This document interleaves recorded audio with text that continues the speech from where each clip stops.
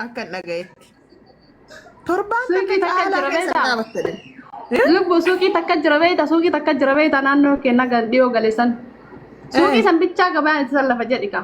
Maal jedhanii beektaa namni suuqiitiin inni dalagatee jedhan suuqiin biraa naannoo sanitti yoo banamte jedhan haala xuulii cufeetiin meeshaa isa gurguratee deema jedhan beektaa namichi.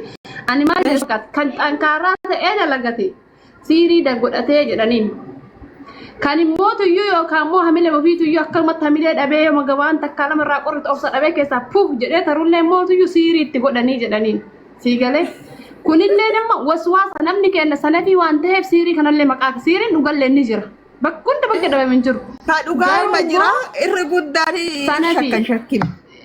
Sanafii hawwatee maal sababata deemee siirii sababata siigalee maali asaabdiyaan isaa yookaan biyya alaa deemuu faa jedha abboo biyya kana keessatti siirii gadi na godhe jedha.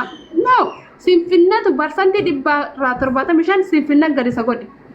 Tokkoffaa akkuma hojii Dubaayii kan warra Dubaayii agarteemi suuqii takkasii banamnaan mandarri kun guutuu suuqii ta'a. Waan biraan argu suuqii malee namichi mandarri sun guutuun hunduu gurguddaa uree suuqii baasa. Esa bitare kazan dhaabate abboo kasaaree faa keessaa deebi'e. Birri 50 baasee yoo waatti galche 20 ol kaa'uu hin danda'u 10 ol kaa'uu hin danda'u baasee keessaa fixe. Obsan qablaannoo hojii akka walii bichaa arganan ni kenna bakka hundattu hojii akka walii bichaa siigalee faashina godhan bakka akkuma uffataatti siigalte kana familii dhabanii siirii jedhan siiriin immoo dhugumatti illee ni jira. Amma yoo habiibti namni biyya Arabaati ijoolleen biyya Arabaati galte abadan nama meeqatu habiibti makiinaa bitee galee makiinaa lama bitatee galee lachuu gurguree amma Dubaayii keessa wallaahi billaa armaataa hojjetaa jira. Kan hin ambeeku. Jireenya itti ulaaluullee danda'a siigaltee namni biyya amma atamma alaa yoo galtee jechuudha. Waa lama ta'uu qabda. Fakkeenyaaf ati ala yoo jiraatte jaarsi kee biyya keessa jiraatu qaba. Fakkeenyaaf akkana akkasii kana jechuudha. Laannoo ati ka biyya ormaa kana keessaa ni beekta tooftaa ittiin waa fidan.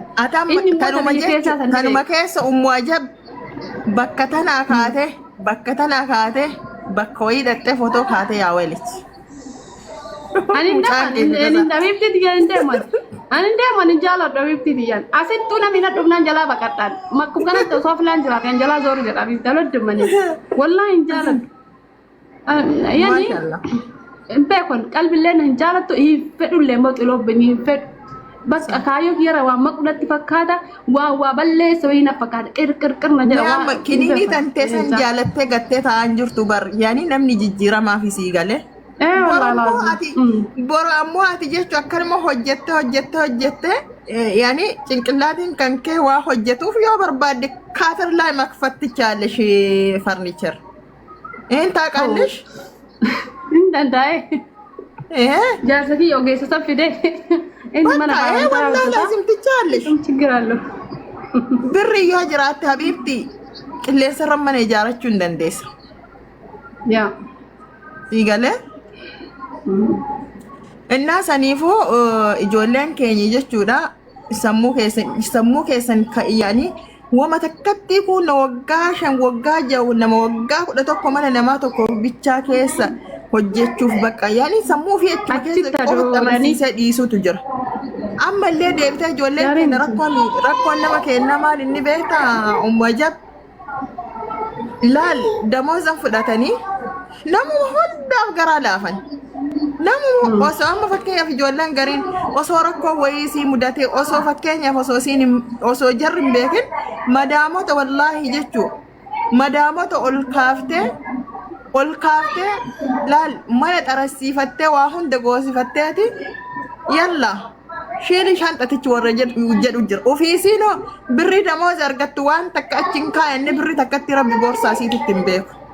Ganaa finfinnee buutee finfinnee keessa dhaabattee bilbilattee hoo xiqqaate sa'a 7-8 warri ofii achi keessa dhaabattee eeyidee ganaa birrii tiraanspoortii warri qabatee dhufa warri illee qaraa waa lafan kaayanii fi gaafa achi galtee dura laaltee duuba laaltu waan saamunaan bitattu hin jiru akkisiin yaaddisu hundi hin jiru sammuu dhabdee ammallee zoortee hoo Dubaayii galtee carraa isii Su'uudii deebi'u yookaan Kaatar ammallee yoo deebite sanumaan barattu jechuudha.